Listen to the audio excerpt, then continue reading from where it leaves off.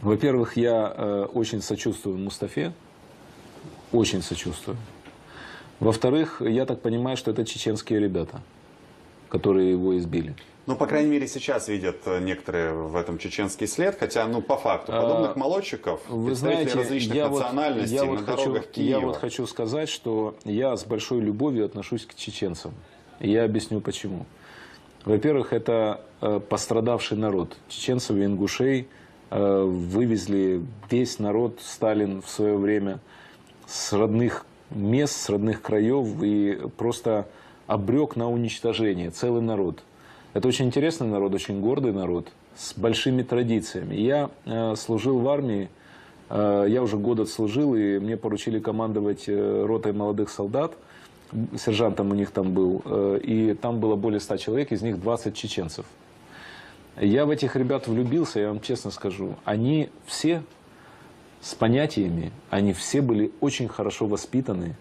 Я их до сих пор помню, Саид Гельмурзаев, помню, Арби Ахмаев, Леча Акуев, Руслан Коригов. Замечательные пацаны, духовитые, справедливые, честные. После армии общались с ними? Сейчас скажу. Среди них не было воровства, алкоголизма, наркомании. Они жестко подчинялись все старшим. Мне это так понравилось. То есть, вот старший у них был Саид Гельмурзаев, ему тогда было 27 лет, он угодил в армию, тогда брали до 28.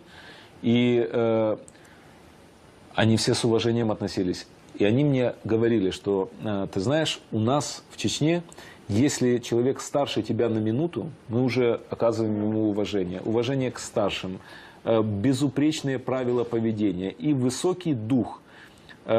Один чеченец мог выйти против 50 других людей в армии. Один. Это дух был несгибаемый.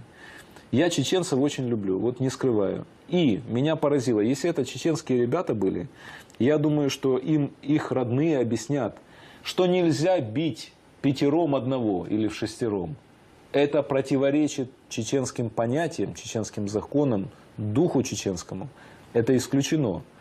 Поэтому я думаю, что они у себя на родине получат по полной за этот поступок.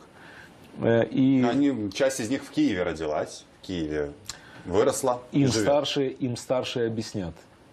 Я еще раз хочу сказать, что чеченцы замечательно придерживаются правил жизни. И именно это позволило им сохранить свой народ в условиях, когда Сталин хотел их уничтожить. Поэтому я думаю, первое, я сочувствую Мустафе искренне. Второе, я считаю, что с этим делом надо разобраться по справедливости. И третье, я думаю, что старейшины и просто мудрые чеченцы объяснят этим пацанам безмозглым, что 5-6 на одного не налетают.